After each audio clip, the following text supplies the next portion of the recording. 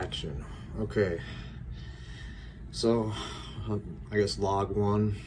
I just want to kind of talk a little bit about, uh, you know, kind of why the things I do what I do. I'm sure some people have some questions about why or how I think about things. Also, my testimony over the years, what changed me into what I am now, and to kind of help out anybody out there, I guess. So, and then with everything going on right now, I figure I'd kind of prolong doing this. So, it's, well, some of you are probably asking questions like, why do I have a lot of guns and ammo and stuff like that? And I don't really share this to a lot of people, and a lot of things I'm going to talk about is probably a lot of things I don't really talk to people about, but the reason is because a long time ago, about 7 years ago or so, I had a vision about had to do with China, and it wasn't good. And ever since then, I was kind of freaked out. I didn't trust China, or that kind of stuff, but back then, I guess with my vision, I didn't know how, like I always thought it was gonna be, bullets and guns and explosions, stuff like that. And well, it turns out it's biological, like chemical warfare, which I didn't expect. Most of my years, I used to always thought what could really destroy a country would be, if China or Russia teamed up and used electromagnetic pulse bomb and wipe out all electricity. That would set a country back into the medieval days. That's horrible. But what's horrible now is this, everybody's seeing how the corona crippled basically all the countries, and how devastating and how it affected everything, production, I mean, you name it, all aspects. It affected everyone's lives and slowed things down. and as far as I've heard, they got more than just that. I mean, they have some kind of bigger chemical bomb sickness that's worse than what we're going through now. So the reason why I'm making this video is because I feel like we're on the brink of the beginning of World War III. And from according to the Bible, that is a big sign that we are in the end of days and going to the end of the days, like all the way to the end. So, and so those are the things that are mentioned in the Bible are signs, and then when you see them, you just kind of know what's ahead, and so that's kind of the reason why I've been preparing for the worst, is because me as a man, I don't even trust myself, yet alone trusting another man or another person to do the right thing. In other words, I feel like in order for this to all turn around is if everybody starts realizing and start doing what's good and believing or having God in their life. Because if everyone had God in their life, this world would be totally different than what it is now. It'd be much better than, and considerate of others than now. So I feel like the more with the direction that it's going right now, the longer it's just we're gonna see everything like wrath, right before our eyes, rapidly, fast.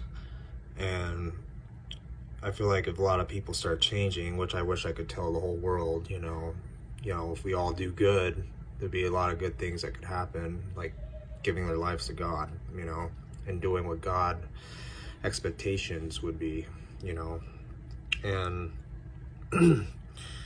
Another thing is, you know, some people would be like, well, if you're a man of God, why do you have guns? Why would you even think about killing somebody? It's like, well, I don't want to, but I know in the Bible, there's times where a man of God has to fight back and, you know, do what they have to do, and or else they wouldn't have to tell the tale, you know, if that was the case.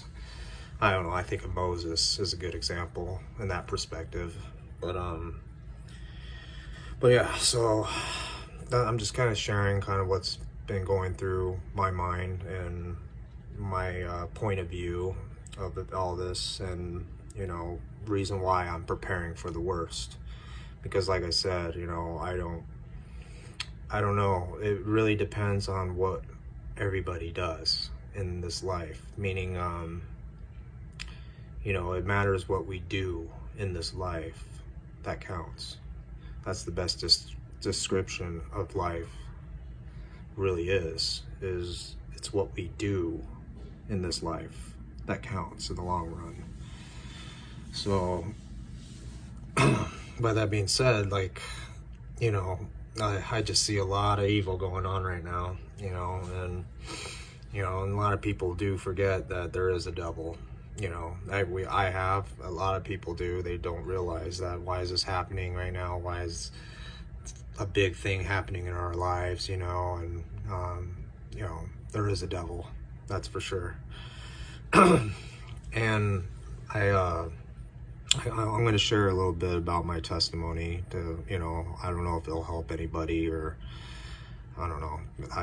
I'm just going to tell you what happened to me, what it took for me to change from what I was, you know. So, so when I was growing up, when I was about 5 or 6, my parents got in a divorce. You know, my father, we were in Japan. My father came back to the U.S. and he had some drug problem, crystal meth, and he also cheated on my mother. And that's when everything fell apart, you know, and for me, and you know, and at the time I was, you know, didn't realize it, but over the years I had some deep roots in me that had a lot of anger. Like I didn't know they were there. I couldn't comprehend that they were there, but it took effect in my life growing up. And and you know, when I look back now, you know, what happened then, I know there's a devil behind it. You know, the devil will do anything to destroy families, destroy a life, you know, steal, you know, kill and destroy is not his motto. It's exactly what he does. And he'll do anything to steer anybody away from God's hope.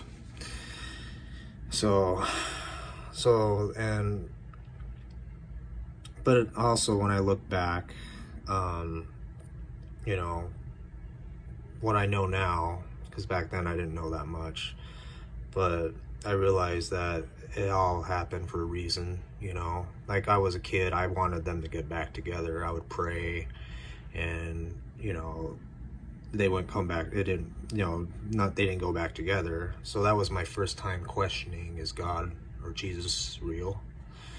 And, you know,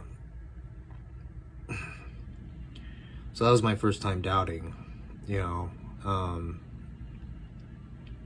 I also tried doing the Parent Trap, and, you know, obviously, like I said, it didn't work out. But there was a reason why it didn't work out. You know, now I see that is, you know, because there was some good that happened out of all that hard times. You know, my mother, she's much stronger than she was. You know, if she didn't go through that, who knows if she'd still be strong, you know, as she is now, you know. And she didn't have to deal with the drug abuse anymore. You know, she didn't have to overlook the bad things, you know. She actually could focus on herself and, you know, and build her faith with God, you know. So in a sense, even though it was hard for the family, you know, there was some good out of it. Also, we were blessed to even have a relationship with my father's side family, you know. We've been blessed over the years, you know. And then my mother, you know, she also learned that, you know, she didn't have vengeance. You know, some people, when they split up, you know, they got some vengeance or anger towards each other, you know. And usually when they split up, you know, you don't see the other side of the family anymore. But we've been blessed in that perspective. But so as I was growing up, I had this anger in me, and I got me in a lot of trouble. You know, I got in a lot of trouble over the years, and you know, basically when something stupid or someone said something stupid to me, I just snapped, and you know, I made sure that they didn't do that again, basically. And so that was, you know, I was pretty angry when I was growing up in my teenager years on some things. I probably didn't show it. Some people know what I'm talking about, and some people never seen that before out of me. But you know, and I regret some things, but I feel like sometimes, you know, I say I regret some things, but you know, I feel like sometimes we have to go through some hard stuff and see how deep it really goes before we really want to change or get out of that situation for good. And that's kind of what happened to me. But there's a lot of reasons why I changed, though. It's because I knew all through all this, you know, and I was doing drugs, and you know, I couldn't wait to get when I was gonna get intoxicated next. You know, I was into sex. You know, I was that's all I really cared about growing up, and I had a pride thing going where, you know, I didn't want God's help. You know, I just want to do everything my way. I want to do everything and earn everything my way, you know. And I had a pride issue, even though God over the years was like had his hand over me, probably from my mom's prayers over the years, but he just kept going. Even though I was doing bad things, he really protected me in a lot of situations. I'm not going to name them all details now, but I'll mention some. You know, I'm lucky to be alive in so many occasions, and I guess that's some proof for me. But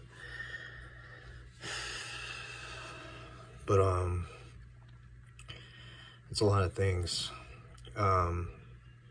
So as I was in my 20s, I had a pride issue, and I kept doing everything my way, and you know, all I cared about was getting intoxicated. All I cared about, you know, was lust and of the flesh of this world, you know. And I was angry at God, which was the worst thing anybody could do, you know. I felt like I was dead inside. Like I had a soul that was just almost gone. And to explain in words, I felt like a zombie. I was just like decaying inside this shell, you know, almost an empty shell. I felt dead, you know, all those years, and it just got worse and worse. And and I did overdose on cocaine once, and that was a big testimony I'm going to mention right now. I don't usually like talking about it. You know, I feel like some people might think it's crazy, but it happened to me. And so I like blacked out. Basically, I just totally blacked out, and I was visioning myself going in this like well or dark pit, and I was going down slowly. I don't know if gravity was different, I don't know, but point is, I was going down there and just going deeper and deeper and deeper, and there was shadow and darkness. And the best way I could explain this, I call it Sheol, S-H-E-O-L. You can look it up. But I was there. It was like in between worlds. I consider it was hell, but I didn't see no fire. But I did see a lot of darkness and shadow.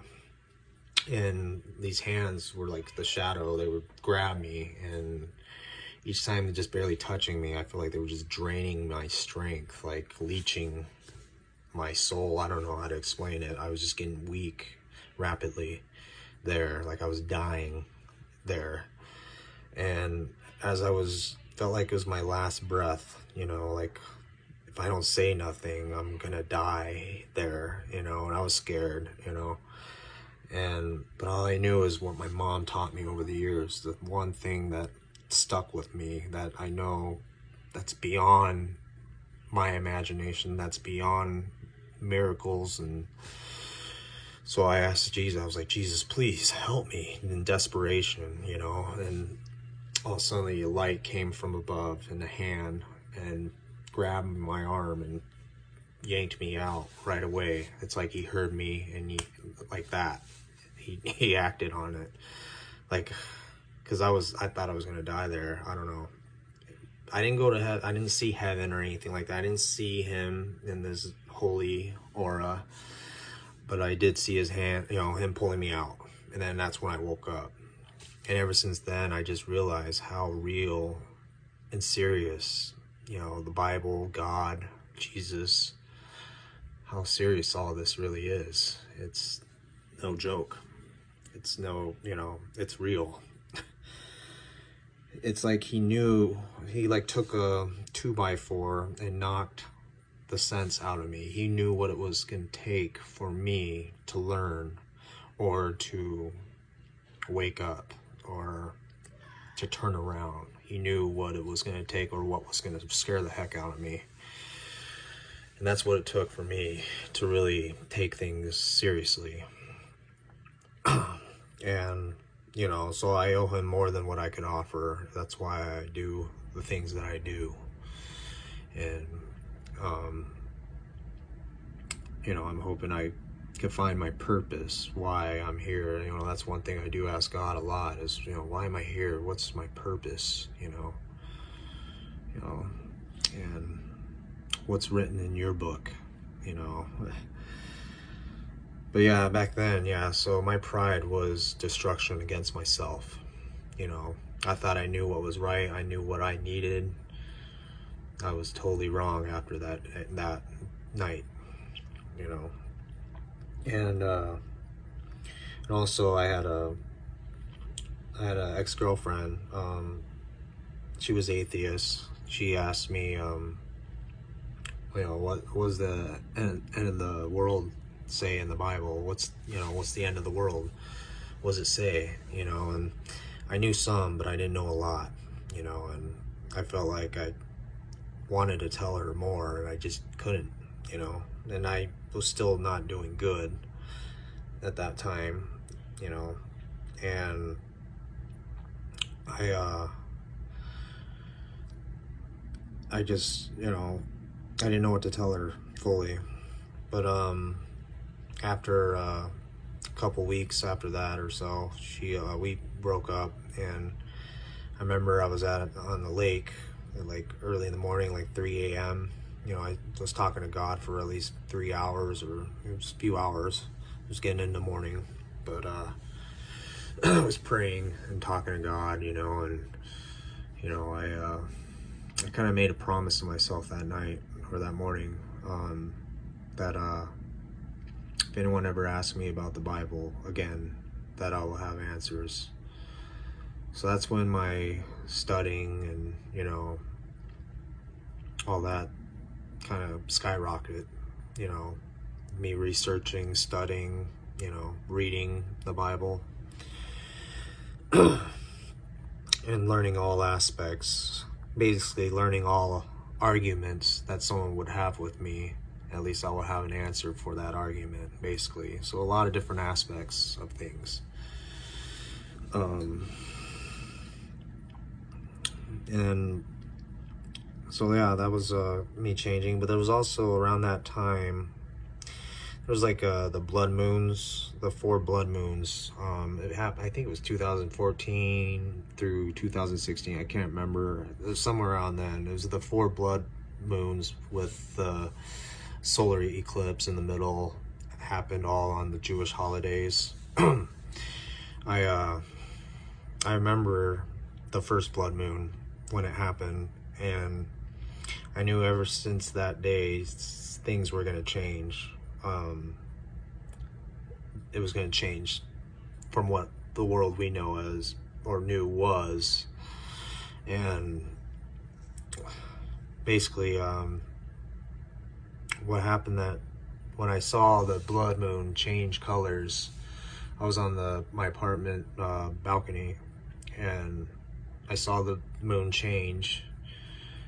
And I had a vision of Jesus like standing right in front of me, and it kind of freaked me out because he wasn't smiling at me. It was kind of scary, you know, and I thought he was there. I was like, you know, is this the judgment? You know, is he back?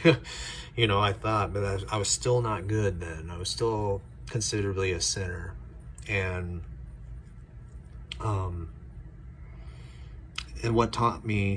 what lesson out of that whole thing that taught me was, I realized if he was there for, you know, judgment, if he was there, like the Bible says, I wasn't ready. I would have ended up in hell. And to realize that, it's kind of scary, you know. So all those things that happened to me really started making me change more and more. But it's not just those things that helped me change. It was things I went through all my life. You know, it's like I saw one side of life, and then I never seen the other side with God. You know, I saw what the world had to offer me, but I never saw what God had to offer me. And there's numerous things that happened to me that he revealed himself to me to show me that he is real. And I mean, all that I just told you, but there's more, you know. Like, I remember there was a time I mean, when he touches you, you know, here's another little testimony is, I remember I wanted to do everything, you know, what God wanted me to do. So I started doing a lot of things that I read in the Bible, like fasting was one of them. And I fasted for 2 weeks, but on the 3rd day of me fasting, I was reading, and, you know, obviously I was doing all this stuff to find God. Like, I was like, God, I'm looking for you. I'm trying to find you. I'm, you know, seeking you. And I read a part that says, you know, if you seek, you will find it, you know. And I was just like telling God, like, God, it says right there, you know, if I'm seeking, but in the middle of that, of me saying that to him, boom, he like stuck his hand or his presence right in my chest or right in my gut, you know. And I couldn't, I fell on my knees, and I poured out tears on the ground. I couldn't, you know, it was an amazing feeling. Like, I can't describe it in words. I'd be cutting it short if I was to try to explain it in words. But it felt good, and it was so good that I was crying. And I noticed in that moment that I felt like my sins were forgiven, but if I was to die from an accident at that moment, I knew I was going to heaven. I knew it. I just knew. And usually I don't hear God say words to me in my ear or anything like that. It's more lines of like, he could speak to me without moving a mouth. Like, we could say stuff to each other without speaking, almost. I don't know how to explain it, but it's like I knew what he was telling me. And he was telling me at that moment, Jeff, you're doing the right thing. And I'm just like, you know, amazed, and so I can't describe that feeling unless you go through it. Like, it's more the lines of, if you're doing the right thing and you're trying to find God and you're trying to do what God's expectations of us, He'll let you know. You'll know. You'll feel good, or you'll feel too good, like I did, and you fall on your knees and start pouring out. That happened to me a few times, and it's a good feeling when you're going in the right direction, or you're trying to find Him. So that's the best way I could explain, some of the things that happened to me, my experiences with God. When I say God, I mean the Father, Son, and the Holy Spirit, the one true God, the I Am, the God of, Abraham, Isaac, and Jacob, the one and only God. And so yeah, that was a big experience for me. I'm trying to think there's numerous things that I've done, that I could have died from, and I felt like His angel or Him was protecting me. There was time where me and my friend were walking in a really bad part of town, and 12 gang members came up to us, and they thought I shot one of their brothers, and let's just say, amazingly, they believed me that I wasn't the one, and I was able to walk away from that, because they were ready to do some bad things to us. If they didn't believe us, who knows? I would have been dead right there. And there's just a lot of things that happened to me over the years that kind of like He was protecting me, even though I was doing the wrong thing. He still was. And I don't know if it was because my mom praying for me or why, why would it, or if I had Him in my life at that young age or all those years. That's like, I knew, but I wasn't sure. I don't know. But all I know is He knew exactly what it was going to take for me to change and start walking in the direction that He wanted me to walk into. And that's what I say about everybody, I say I regret some of the bad things I've done, but I kind of don't, because it made me who I am now. It changed me. I wouldn't probably go through the same route if it was otherwise, and I don't know if this is going to help anybody. I'm just kind of sharing what I've been thinking about, and I kind of prolonged this, and I don't know. I hope it doesn't freak any of you guys out. But I'm just sharing a lot about kind of what, why I do what I do and what's on my mind, kind of give you an insight of what my point of view is. And it's a lot of things, I just know it all comes down to God. Like, that's the bottom line. It's all about God.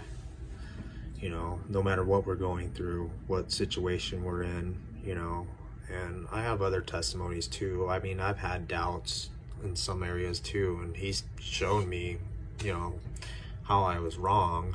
I don't want to waste anyone's time, but I did have another testimony about, like, my car. What happened to me was God showed me a lot of things that I didn't think was possible. Like, I thought, cars man-made, God can't really help me with any of the mechanical stuff, or He created the earth, He created man and, woman and the animals, so I figure He has power over what He created, which I know that, but I never thought about the car until I realized that, it's man-made, but man took all the materials out of the earth to make that car, and God really showed me some crazy stuff with my car. Amazing things that I never thought was possible. It should have been bad situation, and he showed me that he could turn it around just like that. Like that was easy for him. So that's why, you know, the scriptures, they say, you know, anything's possible with God, you know, all things possible with God, you know, and that's very true. A lot of those scriptures, a lot of things in the Bible are very true in so many ways. And yeah, I'll go through the Bible once, and then I'll go through it twice, even 3 times. But I noticed after the second, third time, you start seeing the same scripture you've seen before, but all suddenly it comes alive, or it's more of a meaning, like it was meant to teach you something in that verse or that chapter, you know. And that's how I know, you know, a lot of this stuff is just, you know, beyond my imagination. God is beyond my imagination. I can't comprehend him. I can't measure him. He is more than what I could think of, you know. So it all comes down to, in the end, that, you know, who do you choose to, you know, be a part of your life? Because he gives you that freedom of choice to choose, you know. He's that good of a God, you know, and that's all he wants is his children to come back with him. But he gives us that choice, you know. And like I said, we all forget about the devil. He's there, and he's finding any reason to destroy anything that's good, you know, basically. So I'm just sharing kind of what I went through and what changed me and why I, you know, the way I am. You know, I went through some stuff, and I just want to, and with everything going on right now, it's just so bad right now. You know, everything is just, I don't know. Like I said, it really depends on what we do, you know, what everyone would do. You know, are they going to actually come together in agreement and try to do what's good? I mean, we don't know what really good is until you know God, really. That's how I see it. I never knew anything about what good and joy and happiness is unless I went through God, you know. So that's why I feel like a lot of people need God in their life. You know, he just wants to hear from everybody. You know, sometimes we forget that he has feelings too. You know, he has feelings too. He's God, but he also cares, you know. And to see everything the way it's going, you know, some people might think this is the wrath. And it's possible because of the choices we're making. You know, if everyone was, I wish I could tell the whole world, you know, if they would listen. But I know, as a man, I know that I can't trust every person, you know. But there is hope. And I feel like there can be a grace period depending on what choices we make. Otherwise, we're just gonna see it get harder and harder and worse, and that's what I'm sharing, you know, right now. And I don't want to waste anyone's time. I just kind of want to share some of this, you know, to somebody, whoever is willing to listen to what I have to say. But other than that, I'll probably make a few more videos. You know, I was kind of prolonging this, so I felt like I needed to do something or say something.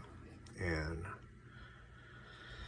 so yeah, I hope all of you, you know, I wish all of you, you know, God bless, and, you know, take care. And in this world right now, we just need prayer. We need God more than anything.